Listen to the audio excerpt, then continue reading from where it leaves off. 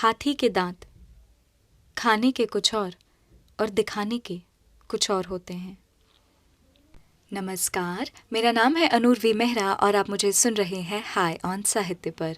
अब हम पहुंच गए हैं रेत की मछली के 6ठे अध्याय में, लेकिन उससे पहले देखते हैं कि 5वें अध्याय में क्या हुआ था।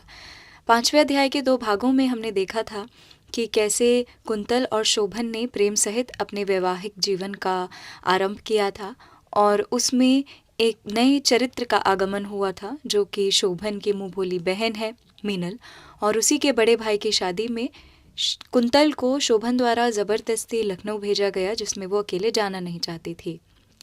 वहाँ पर पहुँचकर मीनल का पहला सवाल यही होता है कि शोभनदा क्यों नहीं आए। उसके बाद शोभनदा तो नहीं आते, लेकिन उनका पत्र आता है कुंतल के नाम।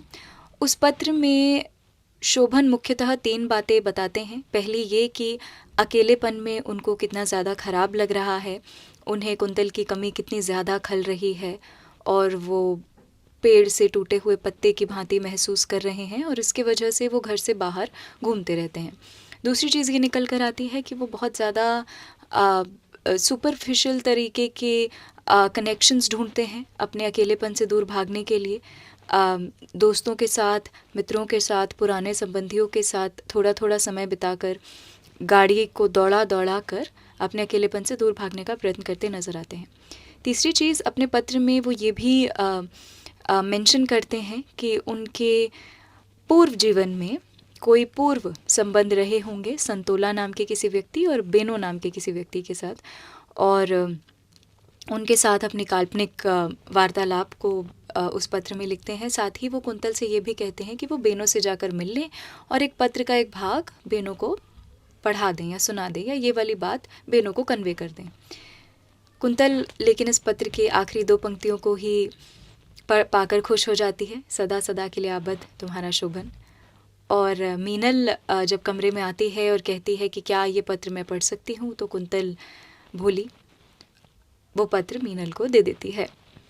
थोड़े समय बाद मीनल के घर में एक बहुत बड़ा सा बखेड़ा या तमाशा कह सकते हैं खड़ा हो जाता है, क्योंकि मीनल के भाई ये कहते सुनाई देते हैं कि मीनल अपनी बहन के घर में अपने जीजा जी के साथ गलत संबंध बनाते हुए पाई गई है और वो चीज़ कितनी गलत है, तो उसके लिए मीनल को डांटा जा रहा होता है और मीनल बेहोशी की स्थिति में होती है लगभग, लेकिन वो बार बार यही कह रही होती है कि उसे सिर्फ शोभनदा की बाहें संभाल सकती हैं। साथ ही कुंतल के दिमाग में एक पत्र की बातें घूमती रहती हैं जिसमें कि शोभन ने लिखा होता है कि मेरी रक्त कमल के बिना मैं टूट जाऊंगा, और जो रक्त कमल है वो मीनल की ओर संकेत हो रहा होता है।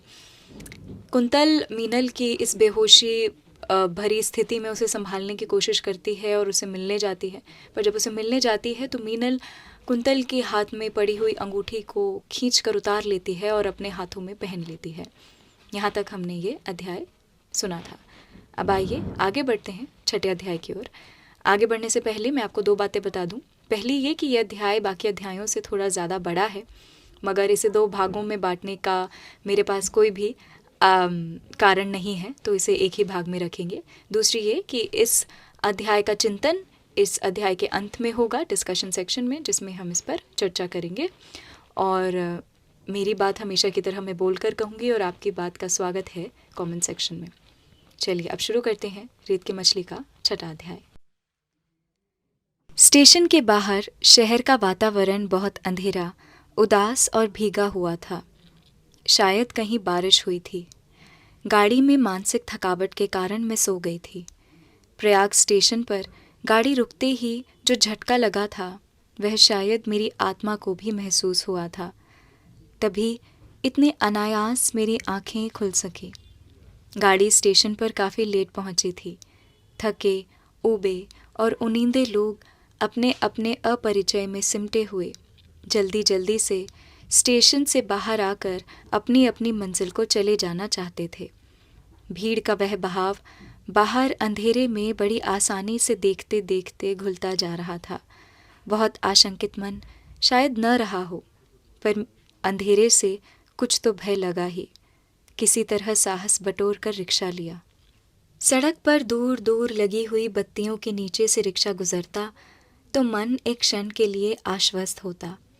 लेकिन अंधेरे की पट्टी दोबारा शुरू होने पर फिर वही आशंका आ घेरती। जाने कैसा भय था वह। कभी लगता जैसे कोई अनहोनी मेरा पीछा कर रही है, और कभी ऐसा लगता जैसे आगे अंधकार के बाद और अधिक अंधकार का भय फैला हुआ है। रिक्शा फाटक तक कब पहुंचा ये मैं सहसा नहीं जान पाई। देखा तो शोभन वहां खड़े थे, आश्चर्यचकित। मुझसे अधिक आशंकित संभवतः शोभन ही लगे। घबराहट भरे स्वर में उन्होंने पूछा, अकेली आई हो कुंतल? साथ कोई नहीं आया? सहसा मैं कुछ नहीं कह पाई। मीनल की वेदना मन में थी, लेकिन उसे किस सिरे से कहा जा सकता है, ये निर्णय करना कठिन था। शोभन लगातार कई प्रश्न पूछते गए, जैसे वहाँ के समाचार, और फिर सबसे अधिक अपनी रक्त कमल मीनल के बारे में। उत्तर इतना सहज नहीं था। प्रसंग को प्रकट करने में अपनी असमर्थता छुपाने के लिए मैं रिक्शे से सामान उतारने लगी। तब शोभन को भी याद आया कि पहले सामान उतारा जाना है। फिर जैसे लज्जित होकर उन्होंने जल्दी जल्दी सामान दोनों हाथों में लटकाया और अंदर की ओर ले चले। फूलों वाले उपवन से गुजरी तो क्षण भर ठहर कर परिचित मादकता भरी सुगंध बटोर लेने को मन हो आया। अंदर पहुंचते पहुंचते मन की वह आशंका काफी हद तक घुल चुकी थी। आशंका के अंतिम तार भी शोभन के पुलकित बाहों का दबाव पाकर टूट गए। तन्मयता के उन एकांत क्षणों में इतना अवश्य अनुभव हुआ कि जैसे फुलबगिया की वह लतर आसपास की किसी खिड़की से अंदर झांक रही है। मेरी मनस्थिति का आभास शोभन को भी हुआ। उनसे छुपा नहीं रहा कि इतने दिनों बाद मिलने पर जो एकांत तन्मयता उत्पन्न हुई थी, उसमें कहीं हल्की दरार भी है। ये अनमनापन उन्हें अच्छा नहीं लगा। बहुत स्नेह से बाहों में कसकर उन्होंने पूछा, क्यों कुंतल, कुछ विशेष बात है ना? सच बताना, कुछ ऐसा है जो तुमने हमें बताया नहीं? मन को एक झटका सा लगा कि क्या बताऊं और कैसे बताऊं। तन्मय एकांत के क्षणों में इस अप्रिय प्रसंग का जिक्र बहुत अच्छा भी नहीं लगा, लेकिन दूसरा कोई उपाय तो नहीं था, क्योंकि मन के अंतर का सत्य छुपाकर कब तक रखा जा सकता था। इसमें संदेह नहीं कि मीनल का वह प्रसंग मेरे लिए सुखकर नहीं था, और भी विशेषकर तब जब मेरी और शोभन के बीच दूरी कम होकर भी कम न हो पा रही हो। विवश होकर वह सब कुछ बता देना पड़ा। सुनकर शोभन सन्नाटे में आ गए। ऐसा लगा जैसे वे वहां नहीं हैं। मन पश्चाताप से भर उठा। वह प्रसंग, उनसे कहा, इसका खेद मन में था, लेकिन दूसरा उपाय भी क्या था? बताए बिना भी तो शोभन सहज नहीं हो सकते थे। इतने दिनों बाद तो यहाँ आई थी, इस नीले कमरे में, सब कुछ भूल जाने के लिए, स्नेह, सुख और शांति में खो जाने के लिए। लेकिन अनायास अपने बीच उठकर खड़ी होती इस दीवार का क्या किया जाए? शोभन इतने अधिक उदास हो गए थे कि उनके पास शब्द नहीं थे, और उनकी इस उदासी और खामोशी के साथ मेरी आशंकाएं फिर सजीव हो उठी थी। इस रक्त कमल को खोकर मैं बुरी तरह टूट जाऊंगा, ये मैं कल्पना नहीं कर पाता, और अक्सर ऐसा होता है कुंतल, जिसके लिए टूटो वह कभी तुम्हें संभालने नहीं आता। सवेरे फुलबगिया में आई तो मन में जाने कैसी सनसनी भर गई। मैंने देखा कांटेदार जंगली लतर बुरी तरह बढ़ आई थी। मन को धक्का लगा। शोभन को पता तो रहा होगा कि इस जंगली लतर से मुझे घृणा है, फिर उन्होंने इसे क्यों बढ़ने दिया? क्षुब्ध होकर मैंने चाहा कि उसे नोच कर फेंक दूं, लेकिन पहली बार हाथ रखते ही उस जंगली पौधे ने हिंसा से मुझे डस लिया। उसके कांटे उंगलियों में चुभ गए। वह पीड़ा मेरी पराजय में बदल गई। हताश होकर मैंने उसे ज्यों का त्यों छोड़ दिया।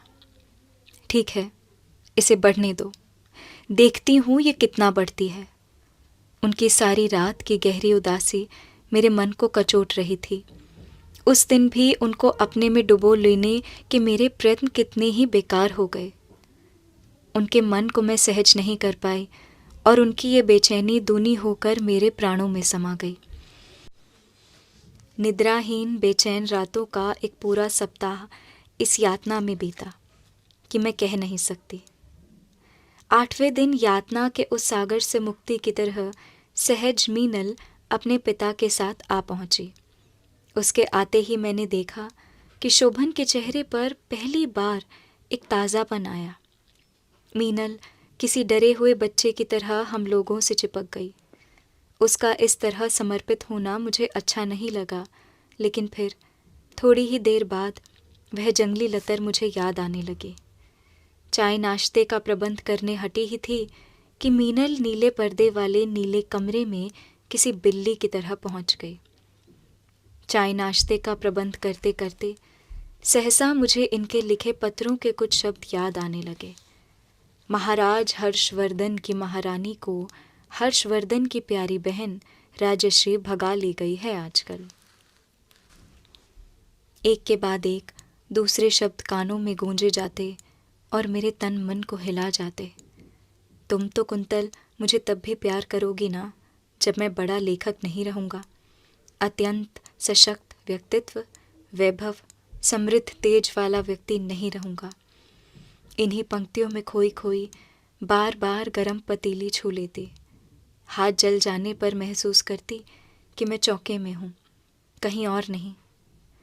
जैसे मीनल के घर में आ जाने से वे पंक्तियाँ और भी बार बार कानों के पास आ टकराने लगती। सुनो, कल दशहरा है, मेरा बहुत बहुत सा प्यार, और उसमें से एक कण भी तुमने मीनल को दिया तो फिर अच्छी बात नहीं होगी। सुनो, कहाँ तो खोई खोई सी रहती हो कुंतो, कब से पुकार रहा हूँ। स्वर शोभन का था। मैंने चौंक कर उनकी ओर देखा, लज्जित होकर बोली, कुछ भी तो नहीं, आप कहिए।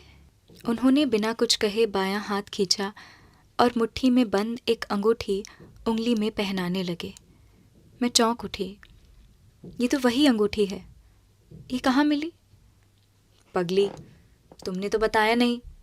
मीनल के पिताजी ने सारी कहानी बता दी, वही इसे लाए थे। मेरे मन में आया कि अब मैं ये अंगूठी न पहनूं, पहननी चाहिए भी नहीं। कुछ झूठापन सा महसूस हुआ। फिर भी मैं उनका आग्रह रोक नहीं पाई। अंगूठी पहन तो ली, पर वह कैसी पराई पराई सी बदली बदली सी लग रही थी। सारा दिन घर हंसी और उल्लास से गूंजता रहा, लेकिन रात घिरते घिरते उदासी केवल मेरे निकट समा गई। निचले कमरे में बड़े पलंग पर कमज़ोर लेकिन प्रसन्न मीनल लेटी हुई थी और पास बैठे हुए शोभन दुनिया भर की जाने कितनी बातें किए जा रहे थे। बातों का कहीं अंत ही नहीं था। मीनल के पिताजी दूसरे दिन घर लौट गए, लेकिन मीनल वहीं रह गई। मीनल और लगातार बढ़ती जाती जंगली लतर। समझ नहीं पाती थी कि यह लतर कितनी जल्दी बढ़ रही है और कोई पौधा तो इतनी जल्दी नहीं बढ़ता। शरीर थका हुआ ही था, मन भी स्वस्थ नहीं था। जंगली लतर मेरे मन पर किसी मनहूसियत की तरह चिपक गई थी।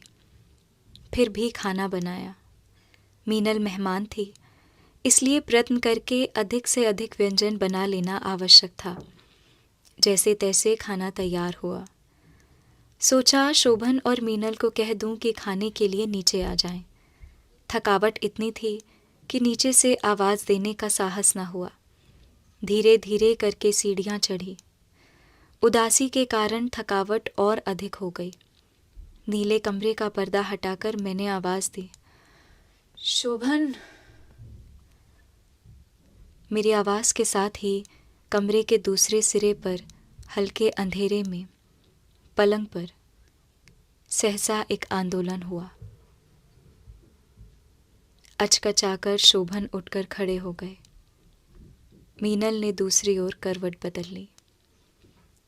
मेरे पुकारने और शोभन के उठ खड़े होने के बीच पलक मारते जो कुछ दिखा वह न समझा जाने योग्य था।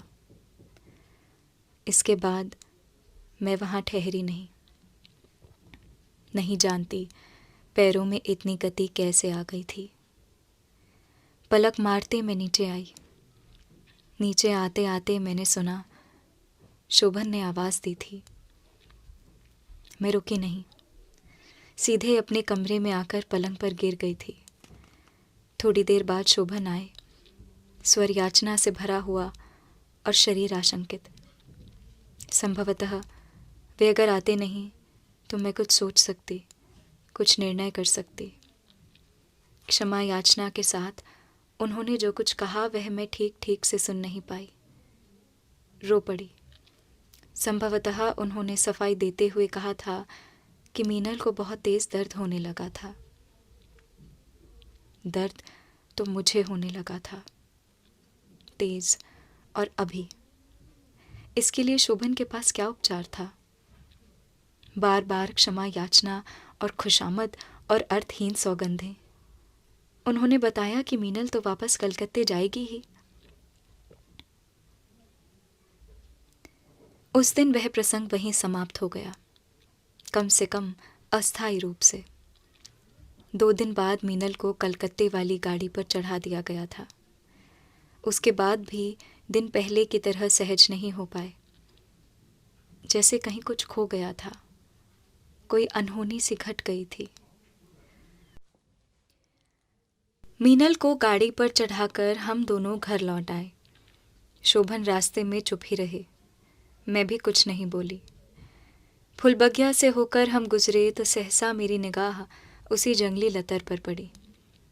वह कांटेदार जंगली लतर बुरी तरह फैल गई थी और आसपास लगे हुए गुलाब के पौधों पर इस तरह छा गई थी जैसे उन्हें खा जाएगी।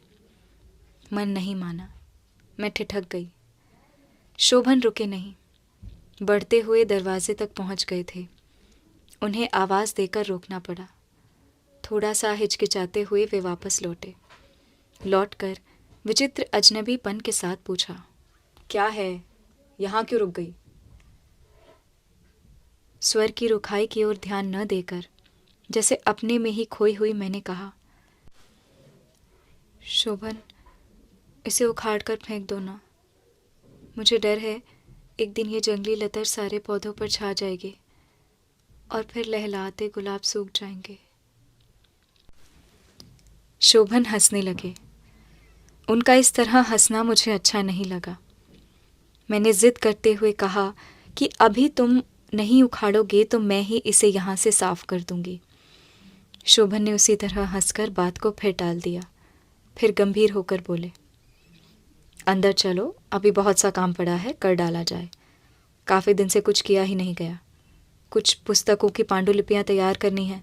दिन रात लगकर काम करना होगा, तभी काम पूरा हो पाएगा।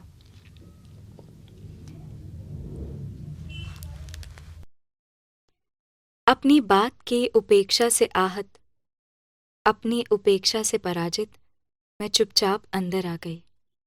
उस दिन कुछ भी और किया न जा सका। शाम होते ही टाइपराइटर लेकर बैठ गई। अपने आप में खोई, डूबी और उदास पन्ने पर पन्ने तैयार करती रही। कभी कभी बीच में ध्यान आ जाता तो लगता कि शोभन ने पूछा भी नहीं, जानना भी नहीं चाहा कि मेरे मन में क्या कुछ घुट रहा है। अंदर का वह घुटा हुआ धुआं मानस पर उभर आता तो पांडुलिपि के शब्द धुंधले हो जाते और हाथ बंद कर रह जाते।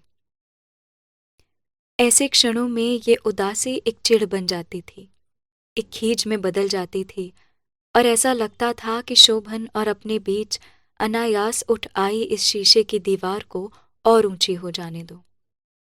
मन कभी कभी बहुत अधिक परेशान हो उठता था। दिन रात लगकर पांडुलिपियां तैयार करने के व्यस्त कार्यक्रम में हमारा नित्य का कार्यक्रम मीनल को पत्र लिखकर 3 मील दूर स्टेशन छोड़ने का भी होता था। पता नहीं कि ये उसी लतर से जुड़े हुए दुर्भाग्य की रचना थी या सत्य। हाँ, एक दिन शोभन ने मुझे बताया कि उनकी बातचीत भरत पब्लिशर से हुई है। उन्होंने ये भी कहा कि इसीलिए पांडुलिपियां जल्दी तैयार करनी पड़ेंगी। और फिर एक दिन उन्होंने सहसा बताया कि भारत पब्लिशर के यहाँ से आमंत्रण आया है। वे लोग कलकत्ते में कोई बड़ा सेमिनार कर रहे हैं। शोभन ने कहा, अभी तो छुट्टियां चल रही हैं, घूमना भी हो जाएगा और लगे हाथों किताबों के छपने का प्रबंध भी हो जाएगा। वहां जाकर बातचीत करने में शर्तें अच्छी तरीके से तय हो सकती हैं। बात सुनते सुनते न जाने क्यों स्मृति में मीनल की आकृति घूम गई। सारी योजना पर मीनल उसी जंगली लतर की तरह फैली हुई दिखाई दी। मैंने कहा, फिर तुम हो आओ, मैं नहीं जाऊंगी और फिर इधर मेरा जी भी कुछ अच्छा नहीं है। शोभन शायद समझ गए और उन्हें मेरे मन की कड़वाहट का पता चल गया। तुरंत बोले, लो, अगर तुम्हें नहीं जाना तो मैं भी नहीं जाता। उन्हें पत्र लिखकर कह देता हूं कि अभी व्यस्त हूं। कहकर वो चुप हो गए। लगा कि मन में उद्विग्न और असंतुष्ट भी हैं। टहलते टहलते बात बदलकर बोले, कुंतल, एक बात बताओ, तुम इतनी विरक्त सी क्यों रहती हो? बात क्या है? तुम्हारी तबीयत तो ठीक है ना? मैं बोली, कुछ नहीं। हाथ में पकड़े हुए स्वेटर की लगातार चलती हुई सलाइयों में मैंने निगाह और भी अधिक गड़ा ली। वे अतिरिक्त स्नेह के साथ बोले, तुम्हें खूब खुश रहना चाहिए। अपने खाने पीने का भी अब खास ध्यान रखना चाहिए। शोभन मान मनोहार पर उतर आए। भावी शिशु का विषय लेकर कितनी तरह से मुझे छेड़ा कि मेरे मन की गांठ खुल जाए। सच कहूं तो एक सीमा तक ऐसा हुआ भी। अपने मातृत्व की कल्पना करके मन में एक पुलक भर गई। और अब अवसर देखकर शोभन ने फिर कहा, अच्छा, अब बताओ कुंतल, कलकत्ते चलोगी? हर बार की तरह कुंतल एक बार फिर हार गई। मैंने उनकी आंखों की ओर देखते हुए हाँ कर दी और मन ही मन अपने को कोसती हुई बोली, न जाने क्या है इन आंखों में जो विवश कर देता है। उसके साथ ही साथ मन में उस दिन वाला नीले कमरे का नीला रहस्य उभर आया। शोभन नीचे चले गए थे। चाहकर भी उस नीले रहस्य से मन अलग नहीं हो पा रहा था। विषाद और कड़वाहट घुल गई थी। इसीलिए उस दृश्य के प्रति उत्सुकता सी पैदा हो गई थी। जैसे मन की आंखों पर बल देकर मैंने देखने का प्रयत्न किया कि नीले कमरे के उस नीले रहस्य का रूप क्या था। आकृतियां स्मृति में बहुत साफ नहीं हो पाई। फिर भी दृश्य बहुत अधिक स्पष्ट नहीं था। वह रहस्य नहीं, यथार्थ था। शोभन अस्त व्यस्त होकर सहसा अलग हो गए थे, लेकिन मीनल को सहज होने में कुछ क्षण लगे थे।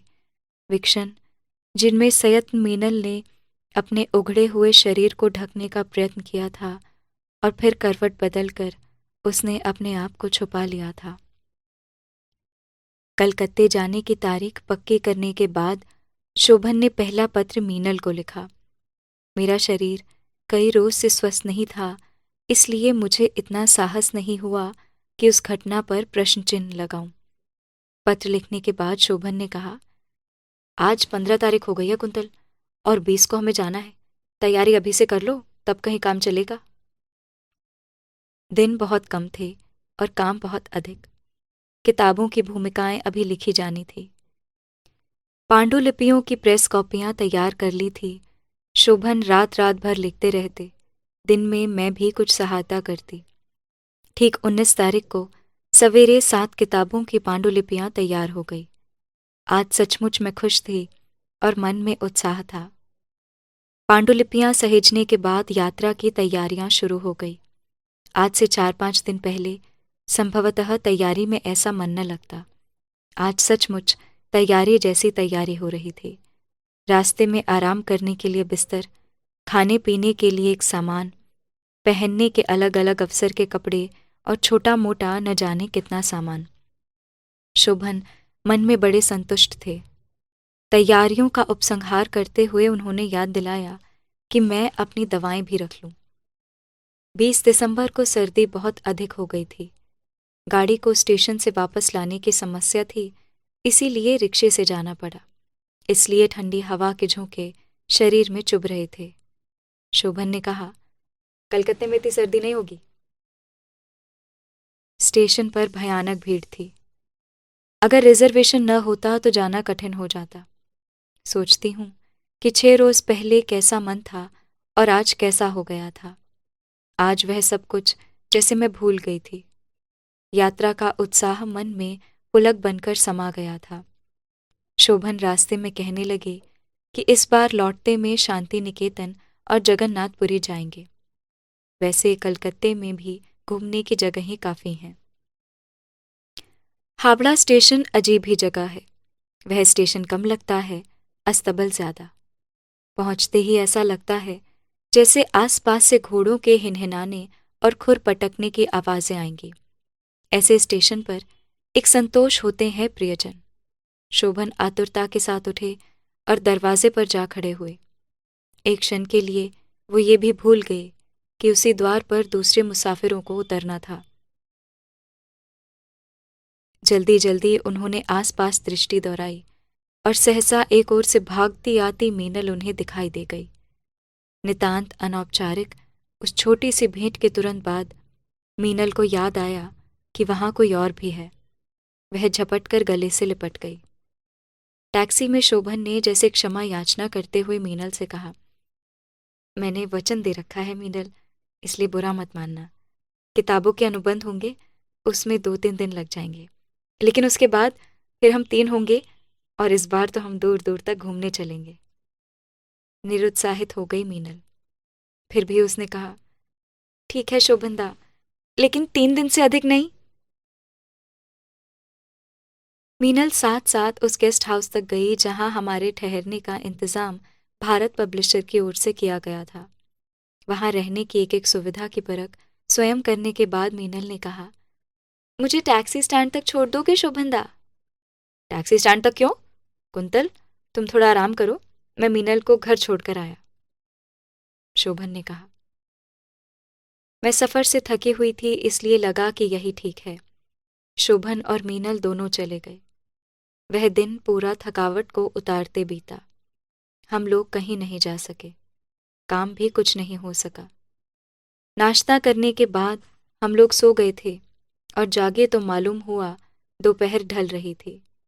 गेस्ट हाउस के नौकर ने बताया कि भारत पब्लिशर के निदेशक रतनलाल जी आए थे।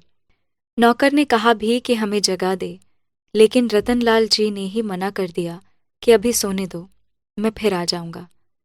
शोभन ने थोड़ा लज्जित होते हुए नौकर से पूछा, कब आने को कह गए थे? साहब ये तो नहीं बोले। शोभन ने पूछा, तुम उनके पास जा सकते हो? साहब हमको बोल गए हैं कि आपके लिए उठते ही नाश्ता दूं। ठीक है, नाश्ता तैयार है? शोभन ने पूछा। फिर सहसा बोले, अच्छा अभी ठहर जाओ, ऐसा करो जरा सा रतनलाल जी के पास चले जाओ, उनसे कहना कि मैंने याद किया है, नाश्ता उनके साथ ही करूंगा, उनसे भी कह देना। नौकर बड़े अदब से झुककर चला गया। रतनलाल जी को आने में देर नहीं हुई। ऐसा लगा जैसे वे हमारे जागने की प्रतीक्षा कर रहे थे। बेहद हंसमुख, शालीन, विनम्र लेकिन तेज।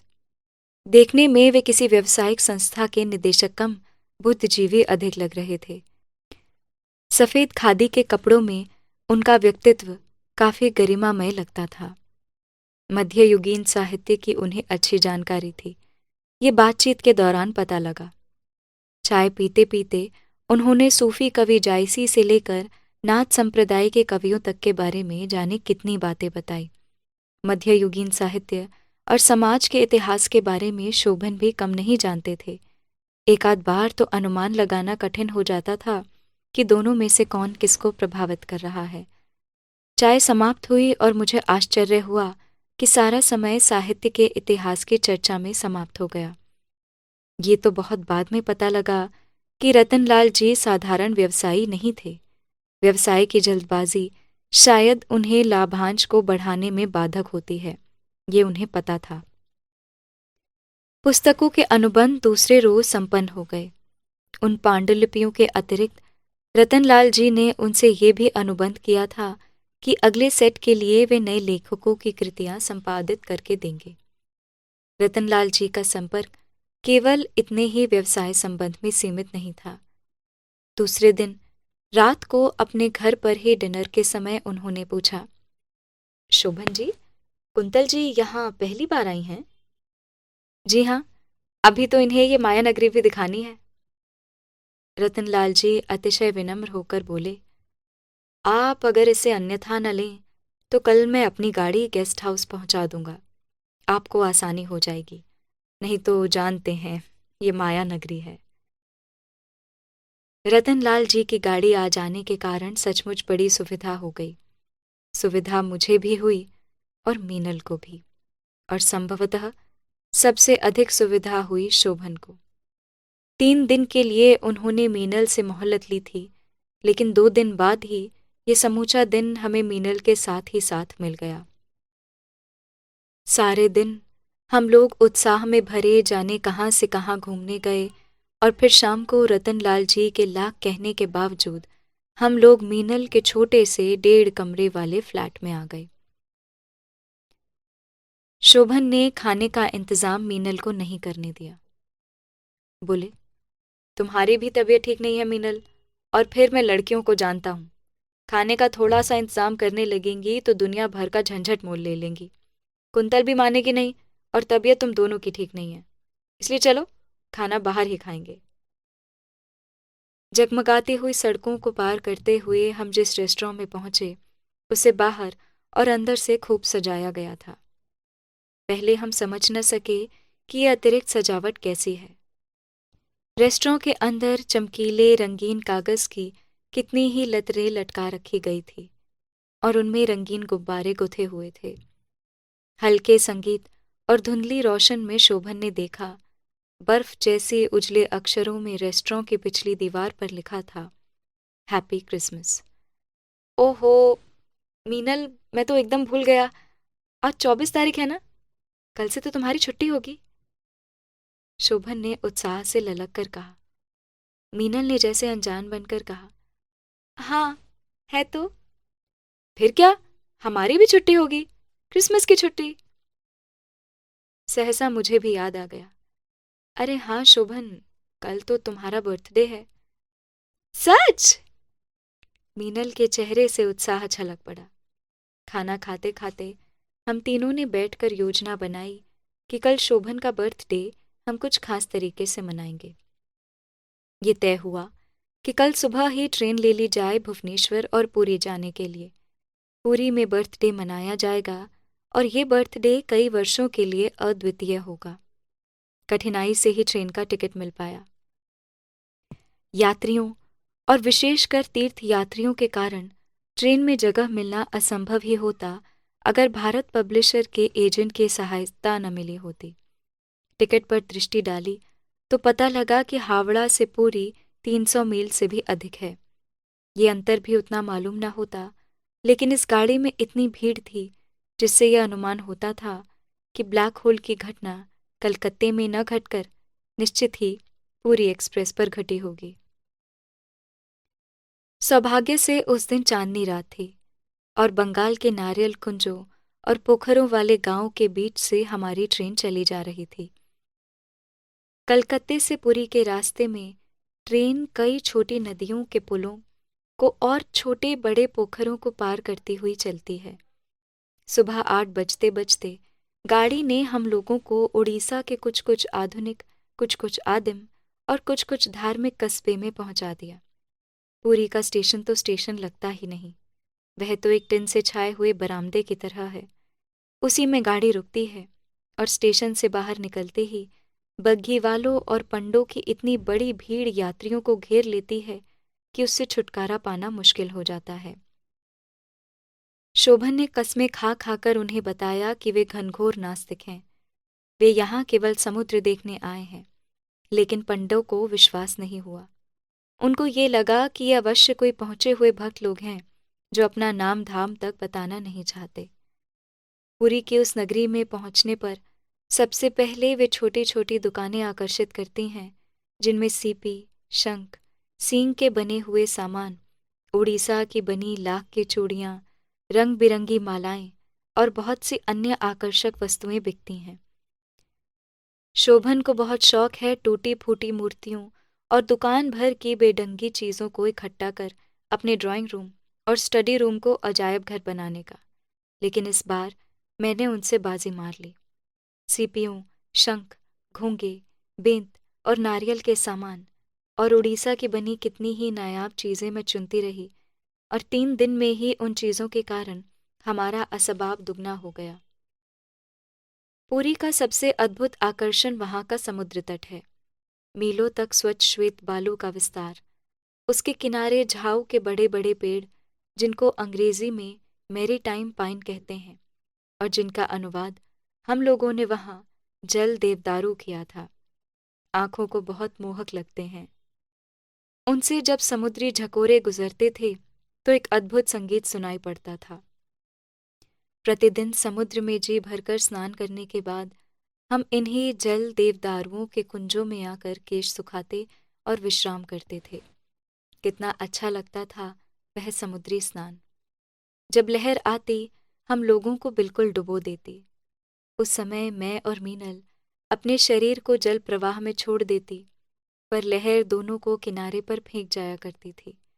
कभी कभी हम दोनों ये चाहते थे कि समुद्र में और गहरे उतर कर देखें। उस समय लहरों का एकदम हमें किनारे पर फेंक देना बड़ा अपमानजनक प्रतीत होता था।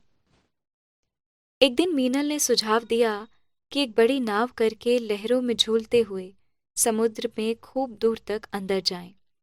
बड़ी मुश्किल से 10 रुपए में नाव तय हुई। उस नाव पर हम तीनों के साथ एक एक की रक्षा के लिए 3-3 मल्लाह भी चले, यानी नाव पर 9 मल्लाह और 3 हम लोग, 12 आदमी थे। लहरों के ऊपर झूले की तरह 20-20 फुट ऊपर जाना और नीचे आना एक ऐसा अनुभव था जिसे हम आजीवन भुला नहीं सकते। किनारों की ऊंची ऊंची लहरों से लड़कर नाव जब बीच समुद्र में चली आई तो लहरों का वेग कम हो गया था। अथाह नीलिमा और जल का विस्तार देख हम लोग न जाने किस ध्यान में खो गए। इतने में नाव के सबसे बूढ़े मल्लाह ने पूछा, बाबूजी, आपने देखा हमारा समुद्र? ऐसा कहते समय उनकी धुंधली आंखों में चमक आ गई थी। ऐसा लगता था जैसे ये सारा समुद्र उसका निजी साम्राज्य है, जिसे वह अभिमान सहित हम परदेशियों को दिखा रहा था। उसके काले और मेहनती व्यक्तित्व को देखकर मुझे अकस्मात याद हो आया कि इन्हीं के पूर्वज कलिंग के वे योद्धा रहे होंगे जिन्होंने महाराज अशोक की सेनाओं के छक्के छुड़ा दिए थे, और मध्यकाल में इन्हीं के पूर्वज बड़ी बड़ी नौकाएं लेकर इस विराट समुद्र की लहरों पर सवार होकर जावा, बाली, सुमात्रा और चीन तक जाते रहे होंगे। कौन जाने प्रसाद की आकाशदीप की कहानी का दस्यु बुद्ध गुप्त कोई कलिंग युवक ही रहा हो। पुरी में पूर्णिमा के दिन विशेष श्रृंगार था और हम लोग उस दिन जगन्नाथ मंदिर देखने गए। उस दिन वहां सिंदूर और अगस्त के फूलों से विशेष श्रृंगार किया गया था। मंदिर में चढ़ाया गया सिंदूर उठाकर पहले शोभन ने मुझे और फिर मीनल के माथे पर लगा दिया। मीनल के माथे पर इनका सिंदूर सूरज स्थापित करना मुझे चौंका गया और कुछ चक्कर सा महसूस होने लगा। फिर उसी बेकार की उगी लतर का ध्यान आ गया। मुझे चक्कर आने पर उस आरती की अपार भीड़ में से शोभन बाहर ले आए। वहीं मंदिर की सीढ़ियों पर बिठाकर वे बड़ी देर तक मेरा सिर और पीठ सहलाते रहे। फिर धीरे धीरे होटल के कमरे में ले चले। जल्दी ही खाना मंगवाकर खा लिया और सो गए। दूसरे दिन बहुत सवेरे हम लोग एक छोटी सी मोटर बस पर कोणार्क गए।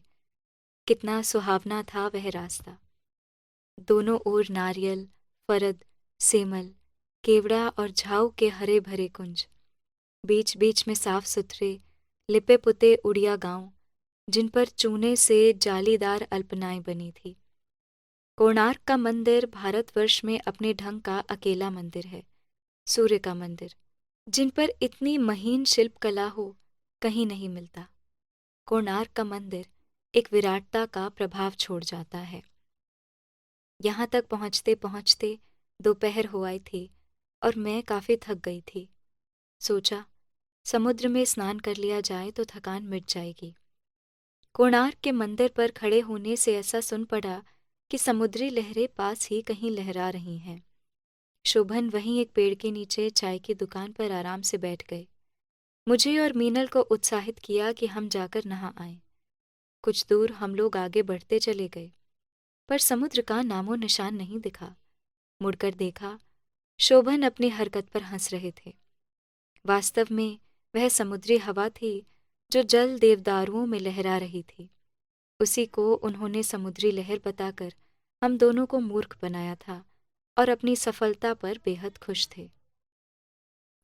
सूरज डूबने से पहले पहले हम लोग वापस पुरी आ गए थे। एक अद्भुत अनुभव था पूर्णिमा की रात को समुद्र का विक्षुब्ध ज्वार देखना। चारों तरफ सब कुछ धुंधला था।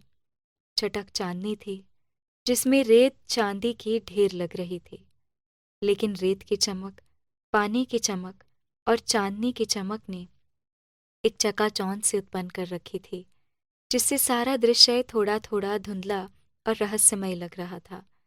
कभी कभी लहरों में लगता था कि लाखों चांदी की मछलियां कुलेल करती हुई चली आ रही हैं। वास्तव में वे मछलियां नहीं थी, केवल चांदनी की छाया थी। अपनी हिमालय यात्रा से मुझे समुद्र यात्रा ज्यादा अच्छी लगी। हिमालय में एक शांति और शीतलता मिलती है, लेकिन समुद्र का सौंदर्य कहीं ज्यादा सजीव और हमारे वर्तमान जीवन के सुख दुख, उत्थान पतन से बहुत ज्यादा मेल खाता है। बड़ी रात तक बिखरी चांदनी के अद्भुत सौंदर्यपूर्ण वातावरण में हम गुमसुम पास पास बैठे रहे थे। मेरी तबीयत रात में बैठे बैठे खराब ना हो जाए, इस भय से न चाहते हुए भी हम तीनों उठकर होटल वापस आ गए। लौटकर जबरदस्ती तो आ गए, पर कमरे में जरा भी अच्छा नहीं लग रहा था। ये बार बार बेचैनी से बाहर फैले समुद्र पर चांदनी को फैले देखते तो जी मचल उठता कि भागकर वहीं चले जाएं। इन्हें देखने से लग रहा था कि ये बड़े बेचैन हैं। सारे दिन आवश्यकता से अधिक ही घूम लिया था। जैसा जी था उसे देखते हुए उतना घूमना हानिकारक ही था। घूमने से थकावट इतनी अधिक हो गई थी कि एक क्षण भी खड़े रहना संभव नहीं लगा। थक गई हो? शोभन ने अनमनेपन से कहा और खिड़की से बाहर जाने क्या देखते रहे। थकावट के कारण जैसे बेहोशी भरी नींद मेरी आंखों पर छा गई। नींद के ऐसे कितने क्षण बीते होंगे मैं नहीं कह सकती। तंद्रा में मैंने सुना कोई बातें कर रहे थे। नींद में ही चेतना पर थोड़ा जोर दिया तो पता लगा कि स्वर शोभन और मीनल के थे। शब्द ठीक ठीक सुने नहीं जा सके। नींद ने चेतना को फिर दबोच लिया। ठीक उसी तरह फिर नींद हल्की सी टूटी। इस बार आंखें भी मैंने थोड़ी सी खोली। देखा शोभन और मीनल ठीक उसी तरह बैठे हुए बातें किए जा रहे हैं। उनका इस तरह बातें करना बहुत सुखद नहीं लगा, लेकिन नींद ने अगले ही क्षण मुझे फिर दबोच लिया। थकावट भरी नींद का अंतराल कितना लंबा था ये नहीं कह सकती। आंख खुली तो एक क्षण के लिए मैं समझ नहीं पाई कि वह सत्य था या स्वप्न। मीनल और शोभन ही थे, पर सहज स्थिति में नहीं थे। नीले कमरे का दृश्य एक बार फिर स्मृति में घूम गया। मीनल शोभन की गोद में थी। कपड़े उसके अधिकतर अस्त व्यस्त थे। शोभन उत्तेजना से तप्त लगातार उसे चूम रहे थे और उनके हाथ उसके अनावृत वक्ष से खेल रहे थे। उन क्षणों में उन दोनों को सिवा अपने संभवतः किसी और का कोई ध्यान भी नहीं था। मेरे मस्तिष्क में एक भयंकर तूफान उठा। लगा जैसे मेरा माथा फट जाएगा। शिराओं में जैसे गहरी आग भड़क उठी। ऐसा लगा जैसे वह दृश्य ही नहीं समूची परिस्थिति असह्य हो उठी थी। मैं तड़प कर उठी। आहट से वे दोनों चौंके। क्षण भर में उन्होंने अपने आप को समेटा और अचकचाकर एक दूसरे से अलग हो गए। मैं उन्हें देखने नहीं रुकी। बिस्तर से नीचे आई और दरवाजे की ओर बढ़ी। शोभन क्षण भर में ही परिस्थिति को भांप गए। झपट कर वे आए, मुझे दरवाजे से अलग हटाया और फिर सिटकनी लगा दी। क्षमा याचना के वैसे शब्द बहुत कम ही सुने जाते हैं। अत्यंत कातर होकर उन्होंने मुझे दबोच लिया। बड़ी कठिनाई के साथ वे मुझे बिस्तर तक लौटा कर लाए। मेरा मन एक क्षण को भी इन दोनों के साथ ठहरने का नहीं हो रहा था। मेरा तन मन इस कल्पना से सिहर जाता था कि कोई शोभन को मुझसे छीन ले रहा है, मेरी नींव ही हिल जाएगी। नहीं चाहिए, मैं जोर से कह उठी। नहीं चाहिए, नहीं, नहीं चाहिए। शोभन, तुम तो कहीं और डूब रहे हो। मुझे क्यों इतनी बुरी तरह बांधा था? फिर प्रेम के बिना मुझे मार डालोगे। समझ में नहीं आता, ऐसा लगता है कि पागल हो जाऊंगी।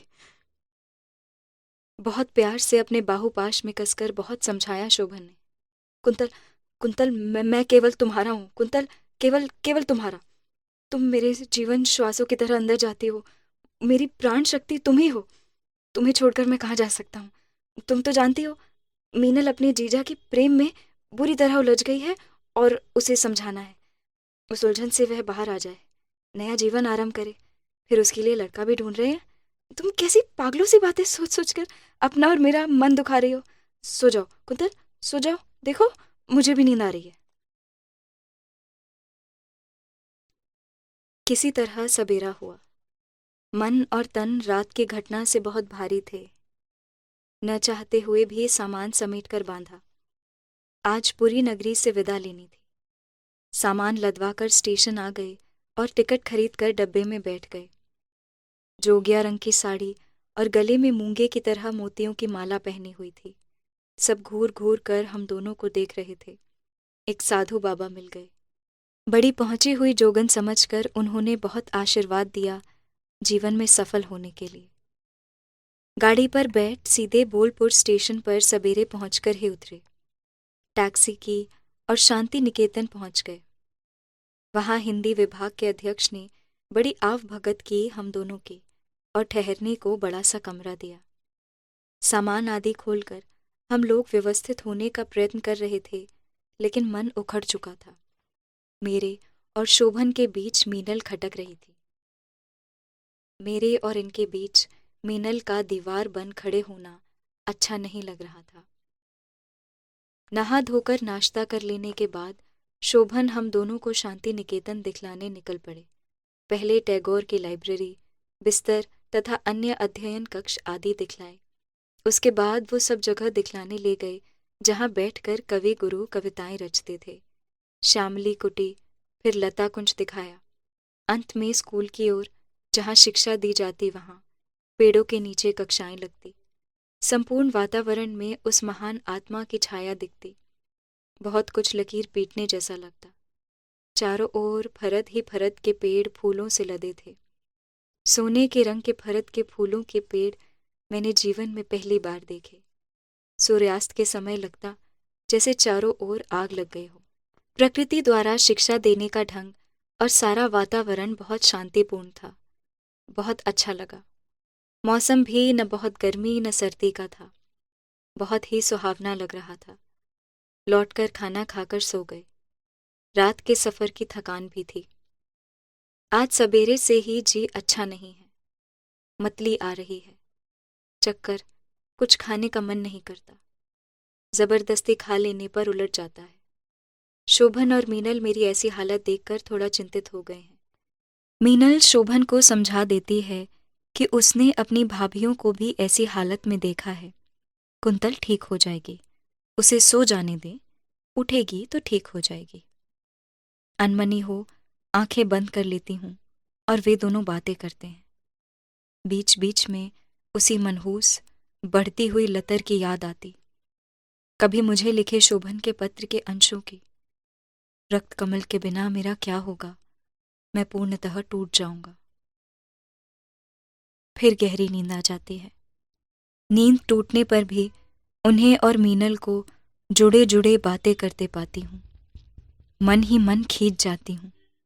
समझ में नहीं आता कितनी बातें हैं जो इतनी देर से कर रही हैं, खत्म ही नहीं होती। लगता है बातों का ये सिलसिला बढ़ता ही जा रहा है, कम नहीं होगा। इन बातों ही बातों के जाल में फंसकर मेरा दम न घुट जाए। नहीं नहीं, मेरे होने वाले बच्चे का क्या होगा? उसे कौन देखेगा? न जाने कैसे कैसे अपशगुनों से मेरा मन घबरा उठता है और मैं भी उठ जाती हूँ। कहती कुछ नहीं, अंदर ही अंदर तूफान हिलोरे लेता है। नहा धो कपड़े बदल कर अपने को स्वस्थ दिखाने का ढोंग सा करती हूँ। 3 दिन बीत गए। बीच बीच में न जाने कितने अपशगुनों से मन भर जाता और मुंह में खारा स्वाद छोड़ जाता रहा। शोभन और मीनल की छुट्टियां परसों से खत्म हो जाएंगी, इसलिए कल शांति निकेतन से चल देना चाहिए, ये निश्चित हो गया था। और मैं तो जल्द से जल्द शोभन को लेकर मीनल से दूर चली जाना चाहती थी। कल चल देना था तो सोचा आज खूब घूमा जाए और बहुत देर तक बैठकर रात को गप लगाएंगे, क्योंकि कल मीनल विदा लेकर कलकत्ते चली जाएगी और शोभन और मैं इलाहाबाद। सवेरे उठकर हम लोग फिर शांति निकेतन घूमने गए, विशेषकर रंग नृत्य गान विभाग में गए। रविंद्र संगीत और छोटी छोटी सजी लड़कियों का नृत्य हम लोग पूरे 3 घंटे देखकर लौटे। मन एक रिदम में रविंद्र संगीत और नृत्य देखकर प्रसन्न हो गया। फिर वहां से हम मूर्ति कला और पेंटिंग विभाग की ओर निकल गए। इस विभाग के अध्यक्ष विश्वविख्यात और वृद्ध थे। बहुत स्नेह और अभिमान में भरकर एक एक मूर्ति दिखाते रहे।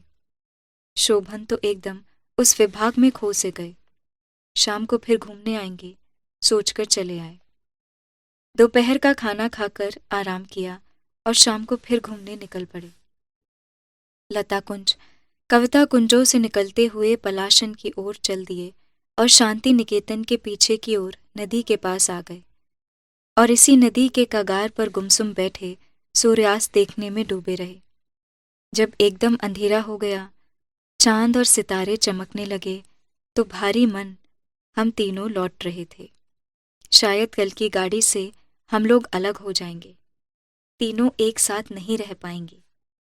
ये और मीनल दोनों अवसाद में चुप थे।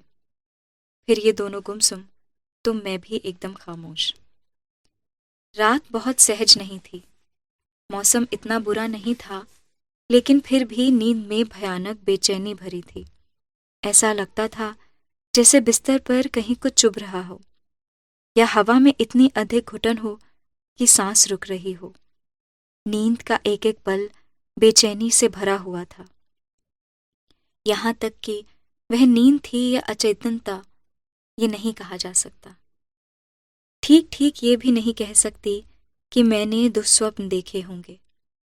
हाँ, जो अनुभूति थी वह कम संतरासजनक नहीं थी। जाने कितने टूटे और बिखरे हुए अनुभवों से भटकती हुई मेरी चेतना ने सहसा एक भयानक टीस महसूस की। ऐसा लगा जैसे एक मर्मांतक पीड़ा मुझे ऊपर से नीचे तक बींध गई। मैं तिलमिला उठी।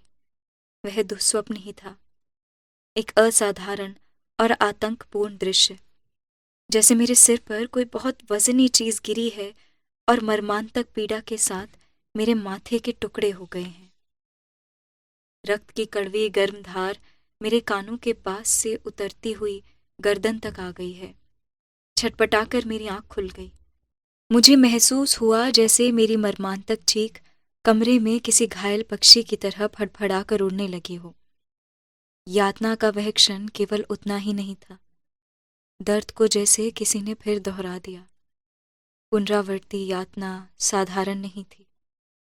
स्वप्न जहां एक प्रतीक था, वहां ये पुनरावृत्ति माथे पर गिरे उस पत्थर से भी कठोर सत्य थी।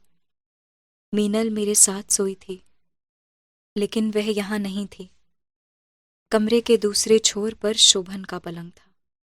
अंधेरे में भी वह पहचानी जा सकती थी। उसका शरीर अनावृत था। शोभन भी सहज स्थिति में नहीं थे। संभवतः मेरी आंखें खुलने से पहले उस कमरे में सीतकार भी गूंज रहे होंगे। शोभन मीनल के शरीर में लिप्त उससे लिपटे हुए थे। मैं नहीं जानती मैं चीखी थी या नहीं, लेकिन कोई ना कोई आहट अवश्य हुई होगी। शोभन तुरंत अलग हट गए। सिर फट जाने की यातना से हुई मेरी चीख मेरे कंठ से कब निकली मेरा सिर फट गया है शोभन। देखो, ये ये रक्त, ये रक्त, सारा तकिया खून से भीग गया है। नहीं कुंतल, कुछ नहीं, कुछ भी तो नहीं हुआ है। होश में आओ कुंतल। शोभन ने जैसे तैसे अपने कपड़े संभाले, मेरी बांह थाम ली। नहीं नहीं, मैंने उसके हाथ को झटक दिया। मुझे लगा जैसे उनके हाथों ने मुझे डस लिया हो। अब और संभव नहीं है, जितना है वही बहुत हो गया। शोभन ने साहस नहीं छोड़ा। कांपती हुई आवाज से जैसे मनाते हुए उन्होंने मुझे फिर दबोच लिया। मैं छटपटा उठी। तन मन में एक अजब सा लिजलिजापन भर गया था। अंतर्मन छटपटा रहा था। घाव बहुत गहरा था। क्षोभ और हताशा से मेरा तन मन कांप रहा था। सचमुच ये मेरा सिर टूट गया था। जहां सिंदूर की रेखा होती है, ठीक वहीं से उसके 2 टुकड़े हो गए थे। आह शोभन, ये कैसे हुआ? वह मीनल थी ना, तुम्हारी बहन। रिश्ते का ये कैसा अपवाद! मरियम कहा था तुमने मीनल को, और आज ये नीला प्रसंग। शोभन, नहीं नहीं, जीसस क्राइस्ट में तुमने कभी अपना प्रतिबिंब देखा था शोभन? याद है तुम्हें? अब फिर याद करो। क्या वह तुम्हारा अपना प्रतिबिंब था, और क्या वह प्रतिबिंब इतना ही घिनौना था? दुर्गंध आती है आज। उसी दुर्गंध से तो माथा फट गया है। बोलो शोभन, क्या 25 दिसंबर को क्रिसमस के दिन जन्म लेकर ही कोई जीसस का प्रतिबिंब बन सकता है? याद करो शोभन। नीले कमरे की एक सुगंध भरी सुबह तुमने कहा था, help me lord in my good purpose and in thy service, and grant me this day to begin perfectly, for not it is that I have done unto this time. और तुमने सोई हुई मीनल के सामने सर झुका दिया था। माँ, मरियम, तुमने अस्फुट स्वरों में कहा था। कौन थी वह मरियम? कौन थे वह तुम? उगड़ी हुई वे वस्त्र 2 जंघाओं के बीच किसी विकार की तरह छटपटाते तुम। क्या यही था तुम्हारा प्रतिबिंब? क्षोभ के तपते हुए बुखार में मैंने क्या कहा और क्या अनकहा रहा मैं नहीं जानती। सब प्रलाप रहा होगा, ये मैं नहीं कह सकती, क्योंकि प्रलाप के शब्दों में तर्क संगति नहीं होती है, और जो शब्द तर्क संगत नहीं होते वे चुभते नहीं हैं। उन शब्दों में चुभन सचमुच ही रही होगी, क्योंकि किसी आहत पशु की तरह कांपते हुए वे मुझसे लिपट गए थे। मुझे आश्वस्त करना चाहते थे, लेकिन वह संभव नहीं हुआ। बलपूर्वक झटक कर मैंने उन्हें हटा दिया। वे बेहद पराजित हुए और घबराए हुए थे। घबराहट में उन्होंने क्या क्या कहा, किन शब्दों में क्षमा याचनाएं की, ये आज उतना प्रासंगिक नहीं है। हाँ, मुझे याद है कि उन्होंने पश्चाताप किया था, प्रतिज्ञाएं की थी। उन प्रतिज्ञाओं के बावजूद मेरा मन इतना खौल रहा था कि मैं सहज नहीं हो सकी। मुझे अकेला छोड़ दो, छोड़ दो। कुंतल को हुए घाव, दर्द, गुस्सा धीरे धीरे आंखों से चुपचाप बाहर आने लगे।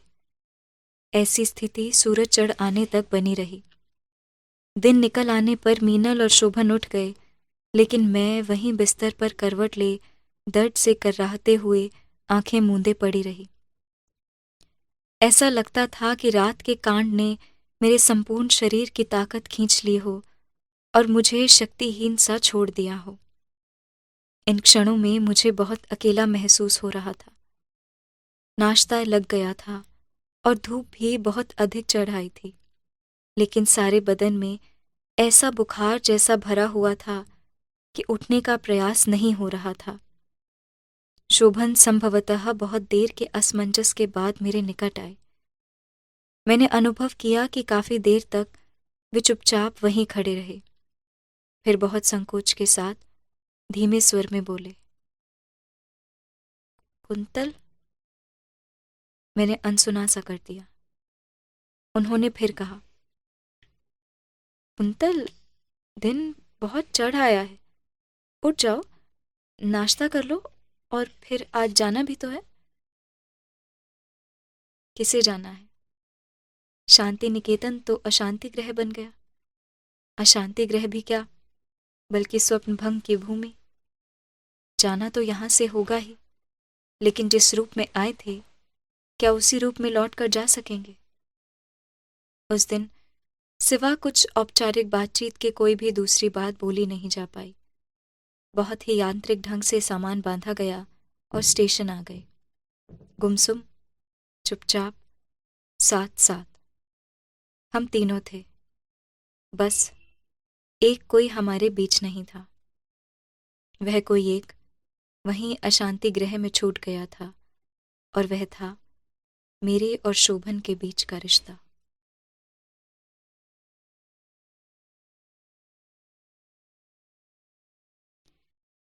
बहुत शुक्रिया यह अध्याय पूरा सुनने के लिए।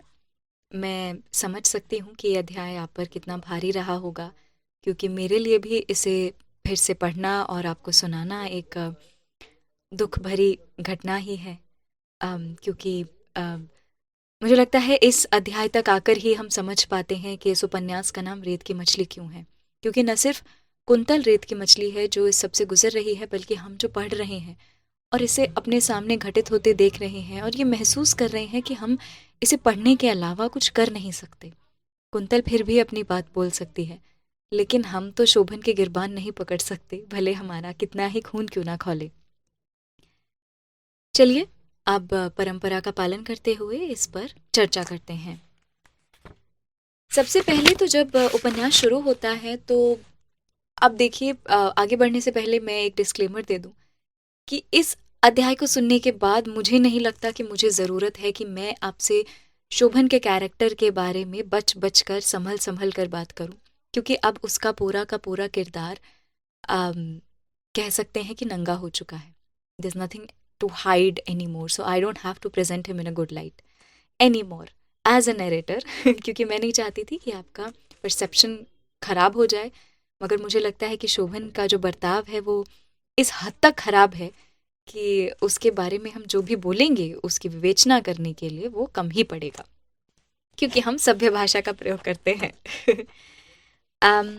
सबसे पहले जब ये अध्याय शुरू होता है तो मेरे मन में जो सबसे पहला प्रश्न ये था कि जब आप अकेले होते हो कुंतल के बिना, तब तो आप कहते हो कि आपका जी नहीं लग रहा है और आप 50-50 मील तक गाड़ी दौड़ाए जा रहे हो, मगर आपकी गाड़ी स्टेशन तक क्यों नहीं पहुंची कुंतल को घर लेकर आने के लिए? कुंतल को अकेले रात में रिक्शे पर बैठकर क्यों आना पड़ा? और जब वो आ भी गई तो भी आपके मन में लेश मात्र भी शर्म नहीं है?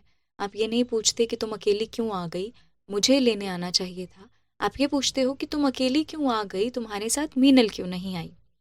याद कीजिए कि पिछले अध्याय में मैंने आपसे कहा था कि पूत के पाँव पालने में ही नज़र आ जाते हैं। तो वो जो रक्त कमल की कहानी थी और मीनल का बार बार जिक्र था और मीनल का बार बार शोभनदा शोभनदा का पूछना था, वो कितना बड़ा स्वांग था और एक तरीके से प्रतीक था कि आगे क्या कुछ घटने वाला है इस कहानी में। कुंतल ने भी यही कहा था कि यदि मुझे दिख जाता कि क्या हो रहा था मेरे साथ तो शायद ये कथा किसी और रूप में लिखी जाती। खैर, जब वे वापस आ जाते हैं तो भी मीनल का उसके पिता द्वारा शोभन और कुंतल के घर पर छोड़ा जाना मुझे बिल्कुल भी न्याय संगत नहीं लगा, क्योंकि एक तो मीनल के साथ पहले ही वह घटना हो चुकी है कि वह अपनी दीदी के घर पर गई थी और अपने जीजा जी के साथ गलत संबंधों को स्थापित कर रही थी। तो मुझे नहीं समझ आया कि उसके माता पिता ने ये निर्णय क्यों लिया कि वो शोभन के यहाँ और कुंतल के यहाँ उसे छोड़ देना एक अच्छा डिसीजन होगा। मुझे तो बिल्कुल भी उनकी बात समझ नहीं आई। और फिर हुआ वही जो कि शोभन को करना था और मीनल को मिलना था, वही हुआ। और फिर वो जो घटना घटी जिसमें मीनल और शोभन एक गलत स्थिति में कुंतल ने उनको पाया, तो भी उसके बाद भी शोभन एक तरीके की क्षमा याचना नहीं मांगते। वो सोचते हैं कि जस्ट बिकॉज ये चीज़ बीत गई है, पास्ट में चली गई है, तो इसे रफा दफा कर देना चाहिए। हम वेट कर रहे होते हैं एज रीडर्स, एज लिसनर्स, कि कब शोभन माफ़ी मांगेंगे, कब बोलेंगे कि मुझसे ये गलती हो गई, वो हो गई। वो कुछ नहीं करते। बस सफाई दे दी उन्होंने। बाद में जब मीनल घर जा चुकी है तब तो उन्हें कुछ बोलना चाहिए था, बट वो उसको एड्रेस ही नहीं करते। इनफैक्ट जब वो दोनों वापस आ रहे होते हैं तो कुंतल जब उनसे बात करने की कोशिश करती है और एक नॉर्मल से टॉपिक पे बात करती है कि इस लतर को हटा दो, तो भी शोभन पहले से ही कहते हैं क्या है, क्यों रुक गई। मतलब वो पहले से ही उसको बता देना चाहते हैं अपनी टोन के ज़रिए कि भाई मुझसे ना एक्सपेक्ट मत करना कि तुम कोई मुझसे इमोशनल बात कर सको।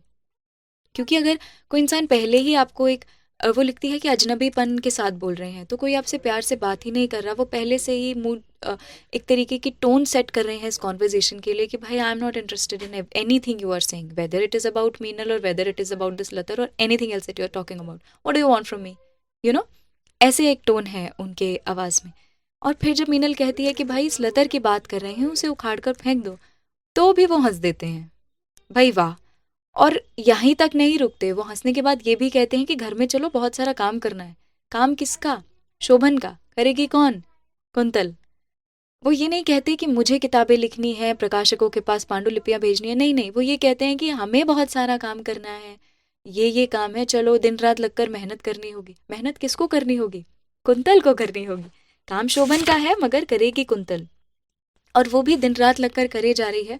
और उसमें भी शोभन नहीं पूछते कि क्या तुम परेशान हो मेरे किसी बर्ताव से, क्योंकि ऑब्वियसली वो परेशान होगी, आप चीट कर रहे थे उसको, उसी के अपने, उसकी नहीं अपने ही बेडरूम में, और you are not even having the shame to apologize to her. और उसके बाद ही just pretends that everything is normal and Kuntal also sort of goes with the flow. और क्योंकि वो एक्सपेक्टिंग है, क्योंकि वो गर्भवती है, तो उसका ध्यान वो वहाँ खींच लेते हैं। उनका मन जब कलकत्ते जाने का है, और कलकत्ते जाने से उनका प्रयोजन किताब नहीं है, वो तो पता ही है, वो मीनल के लिए कलकत्ते जाना चाहते हैं। तो उसमें भी जब कुंतल मना करती है तो वो तो आ जाते हैं अपने एक अच्छा रूप धारण करके बात करने में कि तुम्हें अपना ध्यान रखना चाहिए, तुम किस बात से परेशान रहती हो, अ, जिस पर कि कुंतल पिघल जाती है और कहती है चलो, जबकि वो मना करने की कोशिश करती है, लेकिन फिर वो वापस से एक तरीके से उसको इमोशनली ब्लैकमेल करते हैं कि अरे तुम नहीं जाओगी तो मैं भी नहीं जाऊंगा, तुम्हें तो अपना ध्यान रखना चाहिए, तुम्हारी तबीयत ठीक रहती है क्या। I was appalled while reading this कि हाउ आर यू सेइंग कि तुम्हारी तबीयत ठीक तो रहती है ना, तुम अपना ध्यान क्यों नहीं रखती? क्या आप उसका ध्यान रखते हो, उसके पति देव?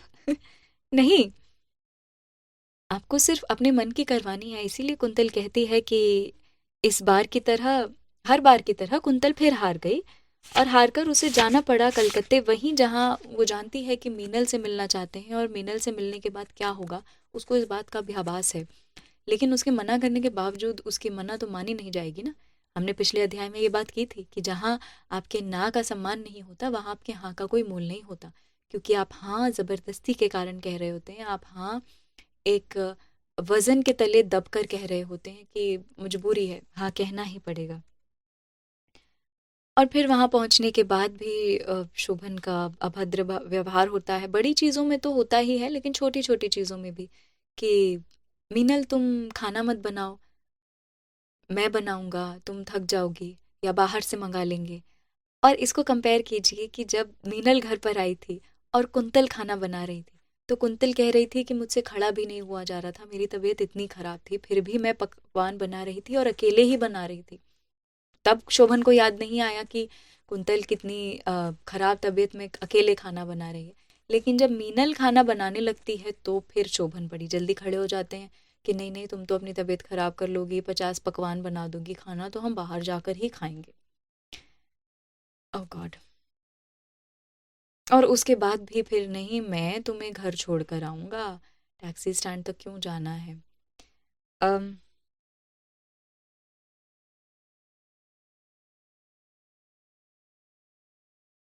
जब प्रकाशक आते हैं तब शोभन का एक अलग ही रूप देखने को मिलता है, जिसमें वो ऑब्वियसली अपना लिटरेरी जीनियस जो है वो दिखाने में व्यस्त हो जाते हैं।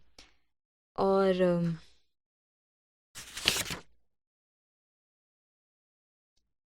उसके बाद कुंतल भी और शोभन भी और मीनल भी ना घूमने में व्यस्त हो जाते हैं। और हालांकि मुझे यात्रा वृतांत पढ़ना बिल्कुल पसंद नहीं है, तो इस अध्याय में जब भी यात्रा की बात हो रही थी तो आई वाज लाइक चलो इसको ख़त्म करो, जल्दी से कहानी आगे बढ़ाओ। लेकिन नोट कीजिए कि इसकी कहानी में ज़रूरत क्या है। दरअसल हमें इसकी ज़रूरत नहीं है, इसकी ज़रूरत कुंतल को है, क्योंकि वो जानती है कि वो किस तरीके की अंधेरी सिचुएशन में पड़ी हुई है। उसको चाहिए कोई ऐसी चीज़ जो उसे खुश कर सके। इसीलिए मुझे ऐसा लगा कि सबकॉन्शियसली कुंतल ये सब इसलिए अपना ध्यान समुद्र की ओर, पेड़ों की ओर और वहाँ के मिलने वाली चीज़ों की ओर इस वजह से बार बार अपना ध्यान वहाँ खींच कर ले जा रही है। और बाय इफ़ेक्ट हमारा भी ध्यान वहाँ इसलिए खींच रही है क्योंकि उसको कितना ज़्यादा अनकंफर्टेबल महसूस हो रहा है कि वो अपने पति के साथ है और उसके पति ही उसके सामने ही उसको चीट कर रहे हैं, एक ही कमरे में रहते हुए, एक दूसरी स्त्री के साथ। तो वो खोज रही है कि कोई ऐसी चीज़ जो मेरा ध्यान इससे खींच कर हटा सके, ध्यान बटा सके और मुझे अच्छा महसूस करा सके। चाहे वो समुद्र की लहरें हों, पुरी का मंदिर हो या जो भी चीज़ हो, उसके बीच बीच में घटनाएं होती रहती हैं। जैसे मीनल के सर पर सिंदूर लगा देते हैं शोभन, तो उसको अच्छा नहीं लगता। लेकिन आप नोटिस कीजिए कि जब पहली बार कमरे में वो घटना घटती है तो उसके अगले ही पेज पर कुंतल घूमने की और शांति निकेतन की और वहाँ के वातावरण की बातें करने लगती है। She does not dwell on that feeling because she does not want to, because it hurts so much to her that she just expresses कि ऐसा ऐसा हुआ है और फिर वो जल्दी से आगे बढ़ जाना चाहती है किसी और वृतांत की ओर। मगर आगे बढ़ने के बाद भी जब वो घर पर लौट कर आते हैं तो घटना वही घटती है। और एक मैं इसको पता नहीं कुछ तो कहते हैं, इसका साइकोलॉजिकल टर्म मुझे नहीं पता, लेकिन Shobhan is trying to test Kuntal's limits. कि जब ये पहली बार हुआ नीले कमरे में तो कुंतल ने बुरा माना, लेकिन मैंने उसे कुछ कुछ बहला फुसला कर मना लिया। फिर जब ये दूसरी बार हुआ तब भी बहुत अच्छे अच्छे मीठे मीठे शब्द बोल लिए और कुंतल कुछ नहीं कर पाई। हालांकि उसने बहुत गुस्सा किया, उसने बहुत अपने शब्दों से अपने बर्ताव से उनको झटक दिया कि मुझे यहाँ नहीं रहना है, ये बहुत शर्मनाक घटना है, आप कैसे ये कर सकते हो। और उन्होंने उसको बातों बातों में मना लिया, मुझे माफ़ कर दो। और बहुत ही घिनौने शब्द हैं, शब्द बहुत अच्छे हैं कि मैं तुम्हारा हूँ कुंतल, तुम मेरे जीवन श्वासों की तरह अंदर आती हो, तुम मेरी प्राण शक्ति हो, तुम्हें छोड़कर मैं कहाँ जा सकता हूँ। मीनल तो अपने जीजा जी के प्रेम में पड़ी हुई है, उसे संभालना है, उसके लिए लड़का देखना है, तुम क्यों मेरा मन दुखा रही हो। इस स्टेज पर तो मुझे सच में लगा था कि क्यों मैं इस उपन्यास के अंदर जाकर शोभन की कृपान नहीं पकड़ सकती। You are actively making out with another girl while your pregnant wife is sleeping in the same room and you have the audacity to say कि तुम क्यों मेरा मन दुखा रही हो। जो खून खौलता है ना इस उपन्यास को पढ़ते समय कभी कभी। और हद ये है कि वो फिर से यही काम करते हैं, बिकॉज आई सेड कि वो उसकी लिमिट्स को टेस्ट कर रहे हैं कि मैं ये बार बार करता रहूँगा और ये मुझे सुनाएगी, लेकिन मैं माफ़ी मान लूँगा और ये मान जाएगी, और नहीं भी मानेगी तो जाएगी कहाँ, क्योंकि she has to live with me, she is dependent on me, she is pregnant, I have to take care of her. और इस बात को आप ध्यान दीजिए कि जब वो ये सब सोच रही होती है तो कुंतल स्वयं कहती है कि नहीं नहीं ये नहीं हो सकता, मेरे आने वाले बच्चे का क्या होगा। वो भावी शिशु के बारे में सोच कर कहीं ना कहीं अपने आप को रोक लेती है। और न सिर्फ वो ये जानती है कि भावी शिशु की वजह से वो अपने आप को रोक रही है, शोभन भी ये जानते हैं। वो जानते हैं कि कुंतल कहीं नहीं जाएगी, तो वो कितनी भी हद तक गिर सकते हैं, मगर Kuntal has no option but to stay. तो इसीलिए वो आ, इन घिनौने शब्दों का प्रयोग करते हैं और आशा करते हैं कि कुंतल मान ले। और उसके बाद भी उनकी क्षमा याचना कितनी खोखली है, क्योंकि वो क्षमा याचना है ही नहीं, वो सिर्फ कुंतल को रोक देने का, बांध देने का एक तरीका है कि वो आगे ना बढ़े। और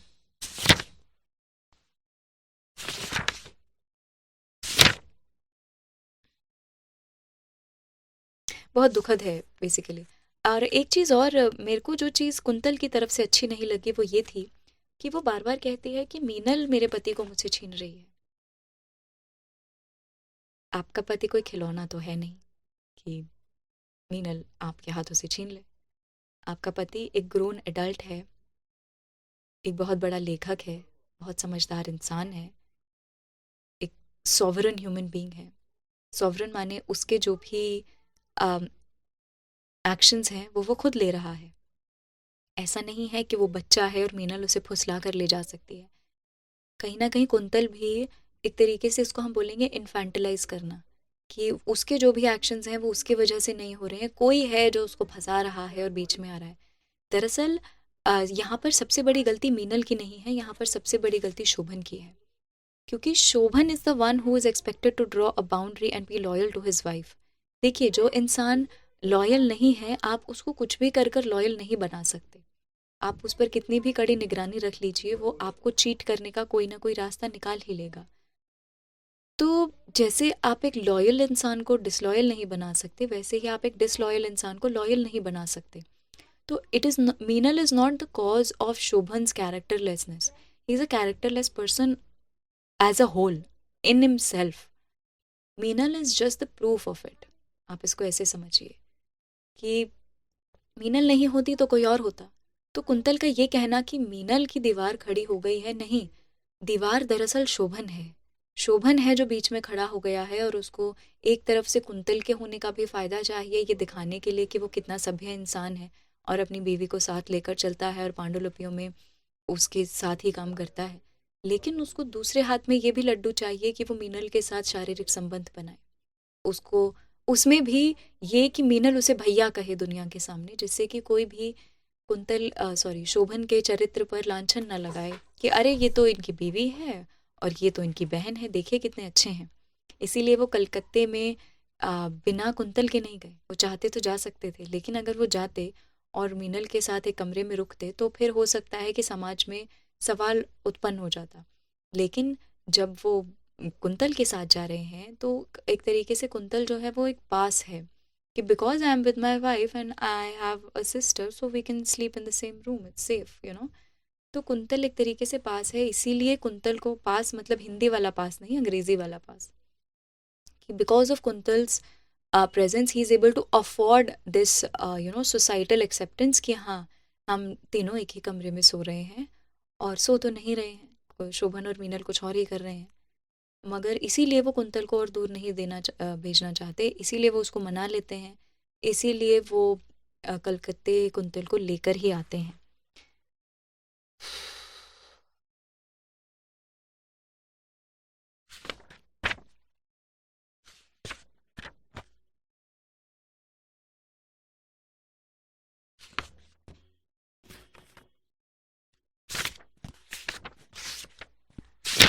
शोभन रॉक बॉटम में है और उन्होंने अपना असली चरित्र दिखा दिया है।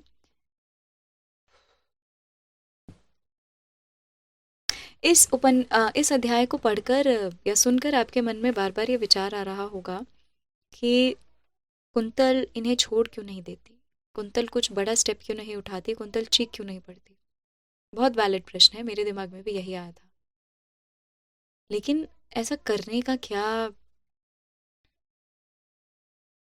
परिणाम हो सकता है और वो ऐसा क्यों नहीं कर पा रही है, इसका जवाब हमें अगले अध्याय में मिलेगा। तो मैं आपसे फिर मिलूंगी अगले अध्याय में इस कहानी को आगे बढ़ाते हुए।